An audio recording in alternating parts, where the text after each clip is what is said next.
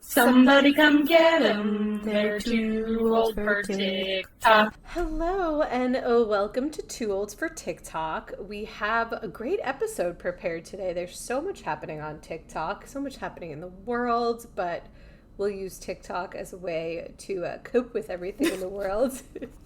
Catalina, how are you doing amidst your big move? I am doing perfect. No notes. No notes. Yeah, we love to hear it. Yeah, never been more on top of my shit in my entire life. I'm so organized. I'm thriving. Thriving in a move. Newly a millionaire. And yeah, just like name a more successful woman. Catalina, you are the pinnacle of success. I'll wait. You're a homeowner now, and that comes with having to move your shit. So, so you asked for this. Do. Yeah. I went to Cleveland this past weekend, and I went to an amazing bar. It was a karaoke bar, and I sang 3 songs. I sang Lisa Loeb's Stay. I sang Aaron Carter, That's How I Beat Shaq. Oh, I knew you were going to do Aaron Carter. That's and so the crowd you. went wild. Of course they did. Crowd pleaser. And I sang a Bad Bunny song, and the crowd went wild. That's actually impressive that you know Spanish, so. Yeah, but like that doesn't mean you can rap Bad Bunny. No. I was like, I made a huge mistake, but I did it. And also part of the way through, I was like, oh, I can like really tell no one in this room knows Spanish because I've like messed up some of these lines, and but no everyone one cared. But it was a really amazing group of performers. One girl did WAP and rapped the WAP well. Like I would say she knew 89% of the lyrics. My biggest karaoke fail was me and Danielle tried to do 99 Problems by Jay-Z, and that didn't really go over well because Jay-Z's a very fast rapper, and I thought I knew a lot of the lyrics, but it's hard when you try to do it. I also came to a conclusion. This is going to be one of my like hot takes / positions in life from now on, kind of like one hat for a friend group. Unless you're going to like a baseball game or you're like in a swing band, we're not wearing multiple fashion hats together as a group.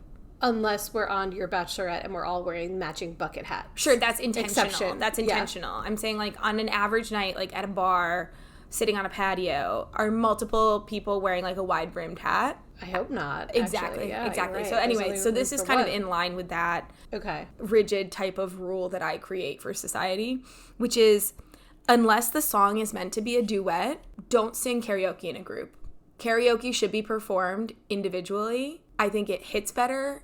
I think that watching like 3 people sing a song together that's for only one singer is not enjoyable. Particularly I will give an exception to this. If you're like at one of those like Korean karaoke places where you have your own room, do whatever you want.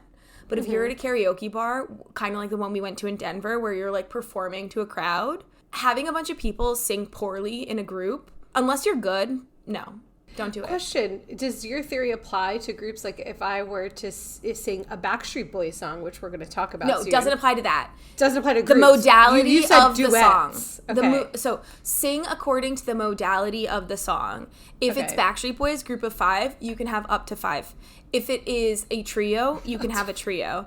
But I think that a sign of a weak karaoke performer is when you have to lean on singing a song that only has one performer with 2 people. It always is bad. They don't know the lyrics. They don't have stage presence. Just don't do it. I'm gonna disagree because I applaud anyone who could get up there and sing karaoke in front of a bar and strangers. And if you need an emotional support crutch, a friend, bring them up. I disagree. Someone's got to take the lead.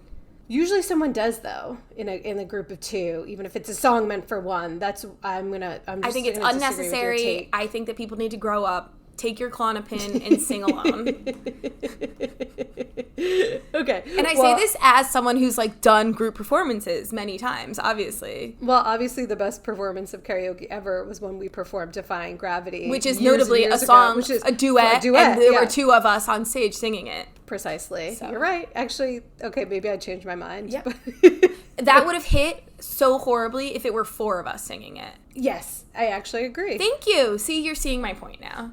Didn't some people try to get up on stage with us and then they just ended up sitting down? I think some friends of ours like tried to like be on the stage to like kind of like you're saying like support, but it's like I don't need support. I do. Well, not then, everyone's as confident in order as you. to get support, sign up to sing crowd. a duet. Yeah, don't or sing get the crowd a single artist song in a group. We got it. Okay. Now, moving to the Backstreet Boys, which I mentioned. I have gotten bombarded on TikTok with the Backstreet Boys at the Sphere, and Ashley Further the Pod went this past weekend and said it was great. All the videos I've seen said the Sphere customer service is great. The boys are amazing. They've practiced so hard. They start on time. And I'm having severe FOMO, and I want to go to Vegas and go to the Sphere and see the Backstreet Boys. But what's interesting is, like, if I didn't have TikTok, I wouldn't really have this FOMO. Like, yes, Ashley would have came and said it was amazing, but, like, watching these videos, I'm like, I must be there. I'm missing out. I have some follow-up questions. Is this a residency? It's a residency at the Sphere. They're there until, like, the end of August, I think. Oh, it's not that long. Yeah, it's only another month and a half. How much are tickets? They're not that expensive either. I looked, and most of the like Sunday night resale tickets, because I guess people don't want to go on a Sunday night in Vegas, aren't that pricey. Like, what do you mean by for not good that seats? Good seats were like $250, but if you want to sit in the nosebleeds, you could get like a good deal, like $100. Are you gonna go? I don't know. The other thing is Kelly Clarkson is also in Vegas during residency, and I've seen so many videos of her at her concert now. And, like, if I could do a doubleheader, Backstreet Boys, Kelly Clarkson, Vegas trip, my butt would be on a plane. So I'm going to look into it. Yeah, I've still never been to Vegas, and I really want to go. But what I want to do is go to the Meow Wolf Vegas. That's, like, the fake supermarket. But I guess if I went with you, you could go to Kelly Clarkson, and I could go to Meow Wolf. I mean, I would go to Meow Wolf. It's just, like, not my favorite thing to do. I went to the area. It's called, like, Area 51, 41, whatever the fuck it's called. And there's some ride where you go up and you could drink on it. And we did that. But I didn't go into the supermarket part. Whatever. Well, it's annoying that it's until August because that's just, like, too soon for me, mentally and emotionally. Maybe they'll extend get it. on a plane. Maybe they'll extend it. No, I'm getting on a plane to the East Coast. I'm getting on a plane to She's multiple too places. many places. Vegas will wait. Okay. Shall we move on to our For You pages? Yeah. And a big announcement? Yeah, let's hear it, Dena. Okay, big announcement. All right. I'm pregnant. Dena is about to have a new co-host. Yeah. Right now the co-host is a fetus and can't speak. A fetus who's 18 weeks old. Wait, can you please replace me with your infant? Yeah, and it's just like be a lot you of crying. monologuing and then like a baby being like, For sure. So my For You page is really turned into everything baby and giving birth and pregnancy TikTok. How many months along are you, Denard? I'm 18 weeks. I is hate. Like can you just 4 put that in months? It's like 4 months. I'm due in December. Is 18 weeks actually 4 months? Yeah, well, 16 weeks is like 4 months. So it's like so four you're and 4.5 months. Why don't you say I'm 4.5 months? Because the months like don't align properly. It's right. Because 40 weeks isn't actually 9 months. So. And isn't it true that like what they say about like 36 weeks is just like made up? Well, 36 weeks is when the baby comes to term.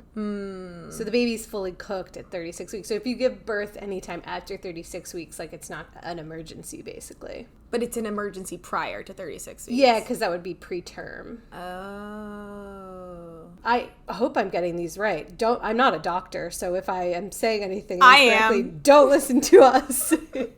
I'm not that kind of doctor, though. So I have picked out some pregnancy videos. I will share one that is from an influencer, Olivia Culpo. She's never appeared on my For You page, but because I am on pregnancy TikTok, I got her hospital bag video. And Please it's do very not long. play this entire video. I will not, but I will play I'll play a snippet of it. First time mom packing hospital bag. I worked really hard on this, and I know how overwhelming the whole process is, and I committed a while ago to making a video because I hope it can be a resource to people, because I've watched so many of these and they're really interesting. Starting with 2 large suitcases. I am such a pillow snob, so I knew that I was going to need specific pillows. It's just like a me thing. I don't know what the hospital pillows are like, but I am not taking my chances. I need to get my beauty sleep. Be a mom. Everything in this first suitcase is like my comfort stuff. Barefoot Dreams blanket because they're obviously the most comfortable. Extra fluffy comforters, twin size for Christian and I. It's compact into nothing. 2 sleep masks. I have 1 mini fan. I actually got another one. Aromatherapy. I know that this is something you'd have to be careful with once the baby actually arrives. This is the most ridiculous thing. These are flameless, flickering candles. So those are my comfort items. So she goes on to, she's basically bringing 3 bags of things, and all the comments are like, are you moving into the hospital? Like, girl, all you need is yourself and a chocolate muffin after you give birth. She has flickering candles. She's bringing mattresses, not a mattress, a duvet. Like, a lot of the comments are also defending her, being like, leave her alone. She's a first-time mom. It's fine. But I'm more on the side of this is kind of crazy. And there's a funny video that is reacting to it by Lila Hall Mess. I'm sorry, I just watched, what's her name, Culpa, whatever, I forget her name, video on her birth. I'm sorry, but I've never given birth, so who am I to fucking say, but like, fuck. That was so funny, there was so much shit, and then the best one was like, the speaker, and she's like, so my husband's on DJ for her giving birth. This is just speaking to the way that our society overcomplicates literally anything and everything and turns it into like an opportunity for overconsumption. The thing that I was most taken aback by was how many outfits she packed. Exactly. Like, how often are you planning on changing your clothes? And also, I get she's also packing a lot of baby outfits. You don't really need that many baby outfits. And I get she said, I can't make up my mind, so I don't know what I'm going to put the baby in. But like, I didn't even think about it. Some friend said like, oh, you need like a cute outfit because they'll take their first picture. I'm like, holy shit, I got to worry about a photo shoot in the hospital? Don't they have a onesie? They wrap the baby up in blankets. That's what a lot of the comments are like, your baby's going to be in like a blanket until you need like one outfit to take the baby home. It's all too much for me. Aren't you naked when you give birth? You're in a gown. Okay. And you could, a lot of people, there's actually, I keep getting ads for these birthing gowns, but you're basically just in like a medical gown so they could get to your parts. I just think that, like, can we treat a medical procedure as a medical procedure and a child as a child and not an accessory? Well, that brings me to, I'm getting a lot of birth plan videos. Oh, dear. And there's people on very extreme sides of the spectrum where people will write out like a 1 million page birth plan.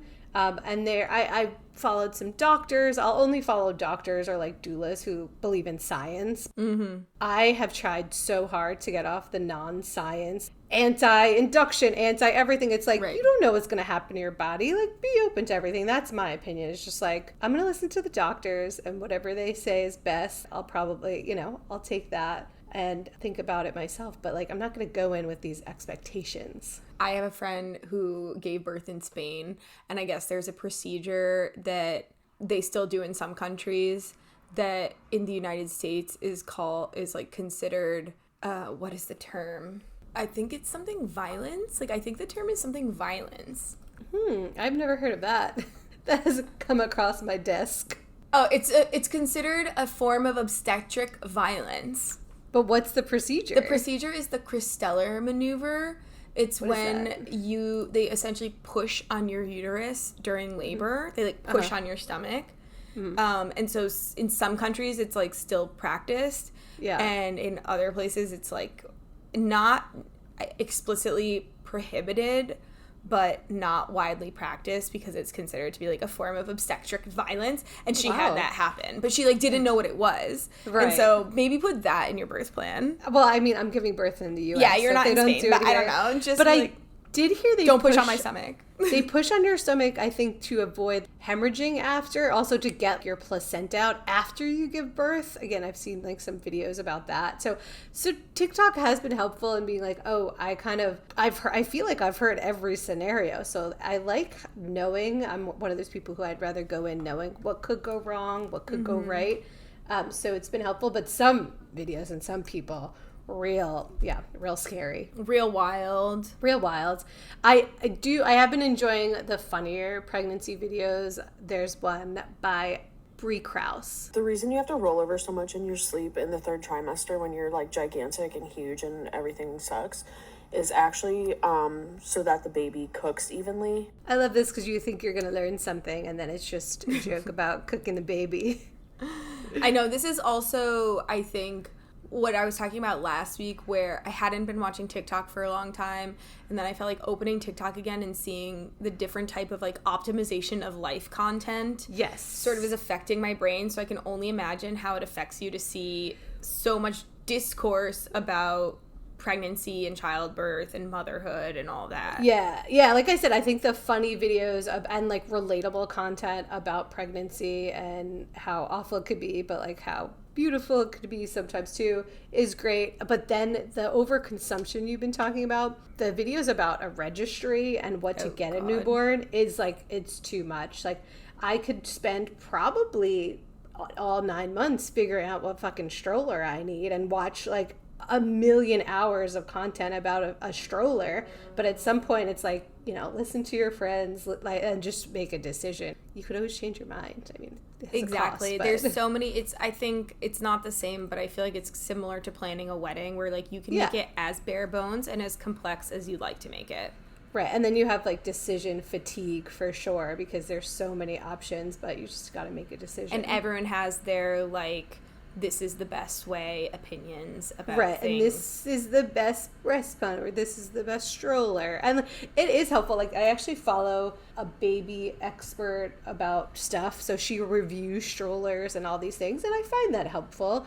But again, there's just so much content out there with that. So I think the more nitpicky people get is just evidence of like their lack of need to dedicate their energy to other sectors of their life when it comes to like obsessing over the materials of everything or the content of everything you consume or your child consumes. Or it's like a very privileged position to be in, to be able to even think about that in the first place. So I would say just do whatever you can do. Don't hurt the child, and they're gonna end up with trauma anyway. So keep the child alive. That's my keep goal. them alive, and then they'll go to therapy and blame you for everything. Perfect. I do have a quiz for you. Okay. What do you think is the most common question that I get if people know I'm pregnant? Do you have any cravings? Yeah, that's the question. Because I've heard people ask it to pregnant people, and I'm like, why? Everyone does. And my answer is like, I literally always crave ice cream. So like, that's my craving. I want ice cream all the time, but that's no different. But I did see an interesting TikTok video of someone explaining that they crave home. So they like move from New Jersey to North Carolina, and the home food is like, you could only get this certain sandwich at this bodega or something like that. And I find like that is appropriate to say, because last night I was eating popcorn, and then I associate popcorn with Twizzlers. So I was like, oh my God, I need Twizzlers right now. So Ben went and got me Twizzlers because he's a star husband. It's association with food that I think is interesting. The question that I always ask people is a self-serving question. I don't really care what you're craving, so I don't ask it. I ask, are you nauseous? You asked if I was nauseous 3 times in a row when I told you I was pregnant, and each time No, I'm sorry. You didn't ask that. You said, have you been throwing up? Yeah. Just because 3 times in a row, and you didn't answer. You didn't listen to the answer. That's why you asked it 3 times, because you were concerned. Well, let's tell the listeners how we told you I was pregnant. We had booked a Tracy Anderson class. When we went to our Tracy Anderson class. I had also tried to book a sushi omakase. Yeah, and I was like, I was going to like pretend that I booked this class, but I couldn't do it because it's a hot class. You're not supposed to go to a hot class. So I told Catalina, like, I'm really sorry, I can't go to Tracy Anderson. I'm pregnant. And I think that's not how you told me. That is not how you told me. You're so wrong. You didn't tell me you hadn't signed up. I opened the door to your apartment, and you had a sonogram, and you shoved it in my face. That's how you told me. And then I said I can't go to the Tracy Anderson class. Okay, yeah, but it wasn't like you didn't tell me this like via I came to New York. You told me you had booked it. You were also talking about how the website was annoying. Like it was going along with the bit. You also told me you had gone to the sushi place that I booked and that it wasn't very good. Lying so much. And I was like, oh, that's really weird that she went to this sushi place in like near the Barclays Center, but okay. But after this, you were more concerned about the logistics of me not going to the Tracy Anderson class, so you weren't really paying attention to anything else I was saying or that you were asking. Okay, how dare you? I was focused on how we were going to tell Ashley. Okay, if that's your take on it, sure. Okay, whatever. The point is, I'm going to tell my therapist tomorrow that I think I should be evaluated for ADHD. Yes, please do. Okay, let's move on to the Gen Z stare, because besides pregnancy TikTok and baby TikTok, the Gen Z stare has really gone on my For You page this week. And I got a video by Connor Noburst, and I'm not going to play the audio because it's more visual, but it's a funny way of explaining what the Gen Z stare is. And that was my first video of seeing what the Gen Z stare is. And it's basically, if you're in customer service, you ask a Gen Zer a question and they just stare back at you. Like, there's no small talk. They just stare back at you. Or it's like you walk into an establishment and instead of being greeted, you're greeted with silence. I think that's what some people are saying. Yeah. Exactly. So this video by XIN Divine explains the Gen Z stare. The Gen Z stare shit is fucking frying me, because for Gen Z's first reaction to be like, actually, the Gen Z stare is something we do because we're smart and you're stupid. No! Without even understanding what was being said, just immediately being like, we're smart, you're dumb, you don't get this. What you guys are talking about is a universal customer service experience. Anyone who's worked any sort of customer-facing job has had that experience and given that stare. It's not unique to Gen Z. One time I worked at like a gaming DVD store, and an old couple walked in, and the guy went, "We're looking for a HIDME cable." And I was like, "A HIDME cable?" And he's like, "A HIDME cable? A HIDME cable?" And I stared at that dude, and I was like, "Oh, like an HDMI cable? That's universal. That's normal." The Gen Z stare, which I've experienced, and now that I'm understanding what people are talking about, it's so fucking funny. The Gen Z stare is like the thing when boomers hear the credit thing beeping and they're like, doo-doo-doo, doo-doo-doo, and they're just like not reacting, right? Gen Z does that for mandatory small talk.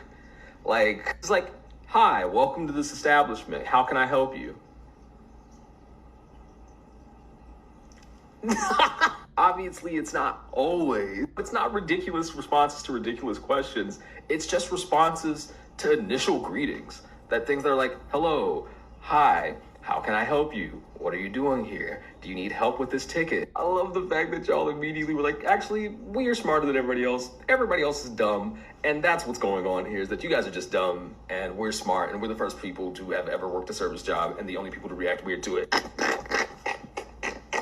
And I asked you, as soon as I saw this, I thought, oh, Catalina must experience this in her classes. So I asked you this. The first version of this that I saw was a video of, or I saw some reference to it, and then I saw a video of a Gen Z person being like, "This is when you get the Gen Z stare." And it was basically whenever, and he addresses this, they're saying that it's because you're asking a stupid question. And so instead of responding, they just kind of look at you. Right. Gen Z's reaction is that we're dumb. Yeah. That other people are dumb. I also think, I don't normally like to pander to like ageist content where people are like, boomer this, millennial that, Gen Z this, blah, blah, blah. I think it's all like generalizations and annoying. So I wasn't very interested in it. And then you asked me, have you experienced the Gen Z stare? And frankly, I'm going to have to think about it. Like, I don't know. Have I experienced my students just, like, staring at me blankly? Yeah, but that's, like, a universal experience of being a professor and saying things to a room of students who are, like, not very proficient at Spanish. Yeah, and I think that would have happened, like, when we were in class, too. Yeah, I think you're saying, like, it's a universal thing. And I think the creator we played is also saying that. Like, he's like, I would do that, too, and I didn't know what someone was talking about. But there is a difference. There's a different, and that is the small talk. The small talk, or the willingness to engage with others that people are commenting on. So have I experienced that in my teaching? Not in a way that I had a name for it, or that it was like particularly evident to me. And also, I just spent a month with 18 Gen Z students who we were not talking in Spanish, so there were no like blank stares because they were either not understanding or completely engaged. Like they were, I mean, I normally get blank stares because they're either like not understanding or they're scared to speak. Right. These students, I mean, you'll get a blank stare, but they were like very engaged, and we had like a very probably different rapport in that type of environment. So I don't think that I experienced it, but you're saying now that you have experienced it. I have, but before I get into how I've experienced it, I think last week we were talking about how you hate empty space and silence. So I think if anyone stared for like a millisecond, you would jump right in. So you wouldn't give people a chance to stare, which there's something to be said about that. That might be too. it also, where it's like, if you're just going to look at me, I'm just going to be like, hi, can I have this? Yeah, exactly. I also realized recently that I need to be better about, I notice this more when I'm in Europe, and like, I think, but just in general, is I need to be better about like, if I know exactly what I'm doing, like I'm asking for a table or something like that, and I like a table for two, I need to still remember to be like, hi, how are you? Right. But that's just salutations. And that is a social skill that I've also seen people comment on TikTok, where it's like, greet the worker, do that. And I'm like, yes, I need to remember to like slow down and be like, hello, like I'm very direct. Like I'll text you and just be like, I need X, Y, and Z. And I think that people perceive that as rude. And I'm like, oh, I just like completely forgot that I'm supposed to do that nicety, and it doesn't come as like instinct to me, which is probably why I'm on the spectrum. Another quiz that I took recently. Well, you need to ask your therapist tomorrow. I need to your like ADHD. You're on the spectrum. Well, I need to like actively remind myself that like this is what's considered a normal interaction. But I think you greet the individual. I feel like that's very Gen Z of you, because that's what people are complaining that Gen Z do. They forget to greet people and they just stare blankly. Like that's what you're. But I don't stare blankly. I just go and say exactly what I need. You're too direct. Yeah. Yeah, I see. Okay, so this past weekend, I was in Martha's Vineyard, and we went to an arcade. So we won a lot of tickets, and you get this digital card, and the tickets are all counted on the card. And then you get a prize, you know, like normal arcades, like Dave & Buster's. So I'm so excited. There was no machine to check how many tickets I had won. So I go up to the woman who's behind the counter, definitely Gen Z, and I said, can you please let me know how many tickets are on this card? Did you say hi? Card. Yeah, I said, hi, can you please let me know how many tickets are on this card? And I got a blank stare. I don't know what it was, but I get a blank stare. She takes it, and then every interaction after that, I felt like was a blank stare. Like I was like, oh, can I please have this pineapple toy? And she would take out the box. And she wouldn't be like, oh, which one do you want? Or like, that one's not available. I was like, oh, can I have the purple one? She's like, no, it's like what's in the box. There was no direct communication. I felt like I was pulling teeth with her. And I was like, oh my God, this is the Gen Z interaction that everyone is talking about. It wasn't particularly a bad interaction. I just, because I had seen all those videos, I was like, this is the customer service interaction that people are saying Gen Z have, where there's no back and forth. There's like, there's no rapport. I need to do all the prompting too. It's like, she could have asked me what I wanted. It was just it was very robotic. But do you think that you have not had interactions like that with people who are not good at customer service before? I feel like anyone who doesn't really want to be doing their job would behave in that way. That's true. I think now there's just a name for it. I think you have a point. Yeah. So I think that assigning Gen Z, like assigning that, maybe it's because people who are working these service positions are by and large currently Gen Z. But I think that having like disengaged mid to low tier service is a universal experience. Yeah, I think that's a good point. And I think, so at Wingstop too, I was thinking back to my interaction with the people who worked at Wingstop. And they were very nice. But again, I had to like ask, I had to do all the prompting of like, can we order here? Is the garbage here? Right. There's no guidance. There's no, like, they're not taking initiative to like, what? But it's also like they work at Wingstop. No, how much are they getting paid? Exactly. Like they're not paid enough to be like, welcome in.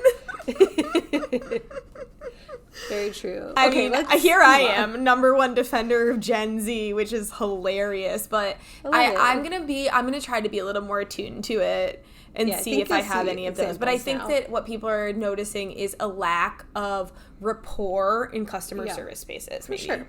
Okay, let's move on to your For You page. What do you got? Well, I've been back in Columbus for about a week now. something I've been noticing is I'm getting a lot of Columbus, like, pseudo-influencer content, which is really interesting to me because I didn't really get that before. And I don't know if it's just that people are trying to make Columbus happen, or if I've just, like, ended up on that side of the algorithm, or because I was in, like, different cities that I was getting that type of content that now they're serving it to me in Columbus. But it's a lot of, like, restaurant and bar and whatever recommendations. It's always really funny to look at the list, and it's like, I know this is the difference between, like, Columbus content and other cities is I'm like, oh yeah, I know every single one of those, and if I don't know it, then I'm like, oh, interesting, and I go look at it, and then there's, like, a reason I don't know it. Yeah. I have seen some good recommendations, but one video that this is just because now I'm very much situated on Columbus TikTok that I saw the other day was by a real estate agent, and he is advertising an apartment building in the Levesque Tower, which is this historic, I think it's like a deco building in downtown Columbus. I don't think I need to play the audio here, but it's basically... I think you could play a clip of him talking multiple times about Starbucks. That's what I was going to say. I was like, the only thing important to know is that he's very much advertising that it's so great to have a Starbucks in your building, which I find bizarre. Come along with me as I show a new listing in the Levesque Tower, priced at just under $500,000. I want to show you the lobby, how it has a Starbucks, and what you get for this as well. So come along. Beautiful on the inside, so you do get a Starbucks. You have an on-site hotel, which is a Marriott. So here is the unit. You have these gorgeous white marble floors. And just living in such an iconic building with such a unique floor plan, you could get so creative in here. So your first bedroom, which I personally love, a dark bedroom. I hate to sleep with the light on.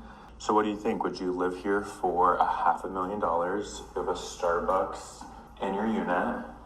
Not in your unit, sorry, in your building. Marble everywhere, hotel for visitors, security, there's a gym on the 19th floor. Let me know what you think. Okay, so this is a $500,000 apartment building, or sorry, $500,000 apartment in a building downtown, which in a city where you could buy a pretty nice house for $500,000, it's kind of weird to make that choice, first and foremost. Then you're looking at the apartment. This building has, like, insane character. Like, the Levesque building is historically, architecturally, a really cool space. It is, I'm trying to see if I can find any, like, history of the, oh yeah, it was built in 1927. It's the second tallest skyscraper in downtown Columbus. And in terms of its design and ornamentation, it's just, like, a really interesting piece of Art Deco architecture in the city. So you're like, oh, okay, this is a cool building with a cool lobby, and then you look at the apartment and it's like the most no taste, boring, basic, which by the way, wait, one of the bedrooms also doesn't have any windows. That's another thing. In New York City, you can't consider a bedroom if it doesn't have windows. No, like, I don't know how that's legal here. He's not talking about how the bedroom has no windows, and I love, this is also why I like the audio of the building, or the video, because he's like doing the most to try to sell it, and I'm like, you know what, do your job, whatever. But his main selling points are the Starbucks in the lobby, which is like, okay, and the fact that there's a hotel in the building, right? Like, for when guests come to stay, you can't fit them in your apartment, but send them to the hotel, which is right downstairs, right? And then it's a 1,600 square foot apartment too, which is that's bigger than my house. Yeah, it's a big apartment. So, and then really rude, Melissa said you would live in this apartment. Yeah, Melissa said, well, she said, if I lived in Ohio, I would live in this apartment. And I said, that's a diss. That's rude. I don't think so. I don't think so either, although it does have some like, features that I think would appeal to you. Okay, maybe just like new appliances.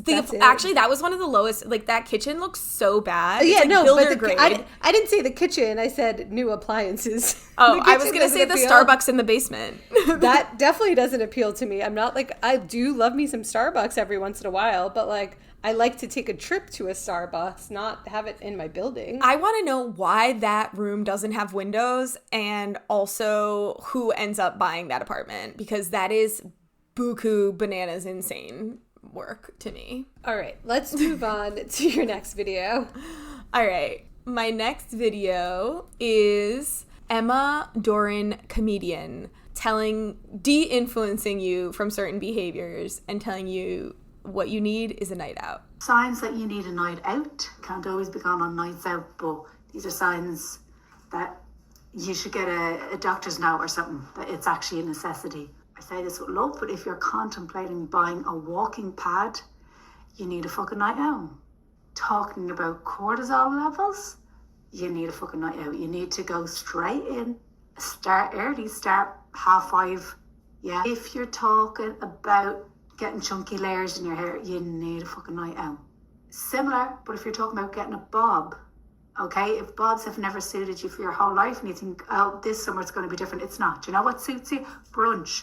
Brunch suits you, roll on into the night. That's what suits you. It never looks bad. Well, it does sometimes, but it's not going to look as bad as that fucking bob. Yeah. If you're saying things like, I don't like gossip, you need a fucking night out. They're talking about community. Gossip, that's what it makes a community. Get out there and get gossiping and go on a night out. Cutting sugar out of your diet. You need to get the fuck out of your house and have a night out. Find yourself buying tea towels, like you've had the thought, oh, I think we need some new tea towels. Night out immediately. Put the tea towels down, organize the night out. She's very right. I don't know if you remember that I was like deeply considering buying a walking pad this year. Yeah, when all you needed was a night out. I really don't need to buy a walking pad, but like, you really don't. But I still kind of want one, but she's right. For me, this is when I was really obsessing over buying like bathroom scrubber that I kept seeing. Oh, the one TikTok that's like on shop. the drill? It's not on a drill. It was on TikTok shop, and I kept seeing videos for it. I was like, oh, I definitely need this bathroom scrubber, and it's sitting in a box. I haven't opened it yet, but I could have just, instead of buying that, I could have had a night out. True, you could have had a night out. Yeah. And the last one was the bob. She goes on and on about the bob, and Ashley was like, that's bob slander. But what she's saying is, don't get a bob if you know a bob looks bad on you. Yeah. If you look good in a bob, continue getting a bob. Get a bob, for sure. Love a bob. Last but not least, we're going to talk about drama talk, which we haven't talked about in a while. Nothing was really popping off on our For You pages, but we've both gotten the Antipasto salad drama. And I think this creator explained it really well. Her name is massappeal.mom. I have never seen TikTok this united over anything. You know what's behind me. It's the 4th of July Antipasto salad. People all over the world are talking about this Antipasto salad. I'm not joking. It is insane. If you don't know the story, basically a mom from the Northeast recently moved down south. She doesn't have a lot of friends. She said she moved about 1,000 miles. She has a little boy. He's made a friend. That little boy's mom said, hey, come over for the 4th of July. We're having a big cookout. You guys should come. Northeast mom says, okay, we'll come. Makes this beautiful salad from vegetables in her garden. Asked and made sure it was okay that she was going to bring a salad. She got the okay. She went to this party. She walked in the door. And now basically the mom who invited her, it sounds like a family compound, almost like her house and then other family members' houses up a dirt road. Very southern. So she goes inside. No one wants to talk to her. Everyone's blowing her off. The guy who owns the house, his name is Jake. His wife's name's Stasia. They are pissed that she's there. They're like, why are you walking into our house? Nobody knows you. Welcome to the neighborhood. And they basically kick her out. She leaves crying. She leaves in tears. She brings her kid with her. She brings the other lady's kid with her. He wants to go back with her. And she goes home, makes a TikTok. She's crying and like, I've never been treated like this. I don't understand what happened. Like, I brought an Antipasto salad. I like walked into this house to say hi and they didn't want me there. Basically, it's evolved into southern small town drama. Stasia and Jake, they called her, tried to apologize, but Jake was kind of like passive aggressively apologizing, saying, sorry you took it that way. The wife, Stasia, made a video and she's like, we're not mean people, we're nice people. And now this woman, Northeast mom, is getting threats in her comments from people in that town saying like the town sheriff's gonna get you, and they're bringing out stuff about her kid in school. It is wild. Like, if you have time to spare, if you got a good, I'm gonna say half an hour, maybe 45 minutes, put in your search bar, Antipasto salad, 4th of July. You're gonna get the whole story. It is insane. All the comments I'm seeing are like, hey, seeing this in Scotland, we agree with you. Seeing this in England, we're on your side. This is insane. Nothing has united any form of social media as much as this damn salad. I want to talk about the picture of the Antipasto salad. That is one of the things that I've found most interesting about this is if I saw that salad, I don't know if I'd call that an antipasto. Well, I would. It has meat and veggies and cheese. It looked kind of just like it was a tray. It was an antipasto tray. I mean, I would never tell this person to leave my house, but I have seen different antipastos. I've seen it. It's an interpretation I haven't seen before of an antipasto because it looks more like a caprese salad with meat next to it, to me personally. I think it looks like a fine antipasto. I disagree. Okay, that's fine. Yeah. What do you think of this, Dena? I do like that it's uniting TikTok. I feel bad for this woman who's crying about it. And then there's a lot of like Trump MAGA undertones too, which are very off-putting. So I don't like that aspect of it either. I do like people rallying a community to support this woman and saying like, you know, I'm on your side. You shouldn't be kicked out of a party and I'm sorry you feel left out. And I'll invite you to the cookout or I'll invite you to my barbecue. Yeah, I think you're right in the undertones of this entire story are like someone being so obsessed with like, how dare you be inside my property? And it's like, what is your property? Like, have you seen the picture? It's like, okay, what? Like, people aren't allowed inside your home. You're having a party and it's also like a kid's, I don't know, I can't imagine being angry in that way or being weird in that way towards a person who came to my gathering, unless it was like you and I were hanging out one-on-one and someone knocked on the door and was like, I have the antipasto salad. I'd be like, what? How did you know we were here? That's a little different. But okay, let's say you were having a party at your parents' house, Dena.